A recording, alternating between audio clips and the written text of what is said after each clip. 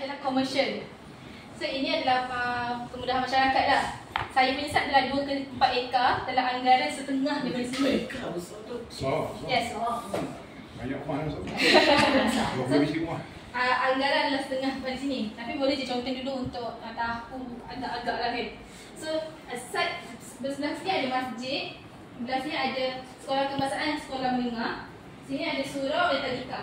Jadi contoh saya adalah bersebelahan sebelah sini adalah saya letak bahagian taman yang aktif.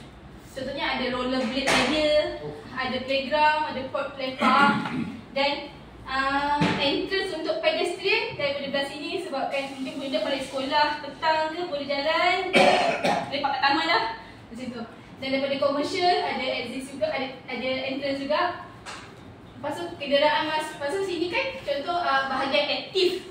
Jadi kat sini mungkin bahagian untuk warga emas punya refleksologi park pula. So macam warga emas tak nak join rollerblade kat sini yang aktif-aktif, tapi kita nak ada that intergeneration tu yang diorang curious juga apa diorang buat dalam ni. Lepas tu saya punya cadangan adalah mungkin bangunan power ni adalah berdekatan dengan tadika dengan surau. Jadi mungkin after solat maghrib ke nak join malam-malam main gitar semua tu kan.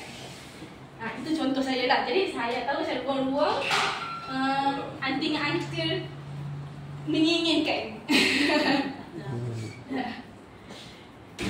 Contoh macam aunty boleh letak herbs garden berdekatan dengan kitchen. So senang lah nak petik-petik masa-masak.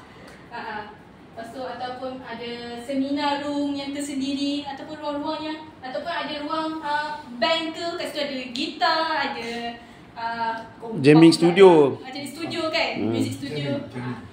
Aunty dan uncle boleh. This one need time to think. Boleh, kita brainstorming sama-sama. Then you work out. Just offhand like that, you cannot plan. Kita boleh brainstorming sama-sama. Contohnya ruang apa? Okay, dengan aunty mungkin kita senaraikan. Kita senaraikan dia. Tak, kita bagi grup lah Ain. Laki-laki, perempuan-perempuan. Boleh tak? Kita buat brainstorming lah. Lelaki keinginan. Lelaki lain, perempuan lain. Nampak? Encik Fahim, boleh ni grup lelaki mungkin dulu. Boleh. Mungkin Ain tolong ikutkan. Tak apa. Sembang, please.